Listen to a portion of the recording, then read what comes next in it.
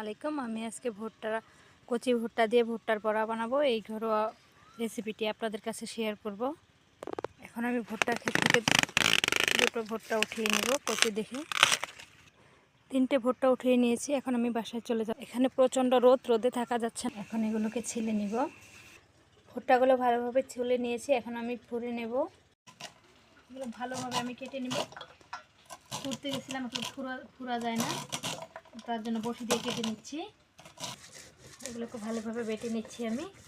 এখানে নিয়ে নিয়েছি আমি আতপ চাল বাটা, কাঁচামরিচ বাটা, রসুন বাটা, আদা বাটা, জিরা বাটা। এগুলো আমি সব একসাথে এখানে দিয়ে দেব।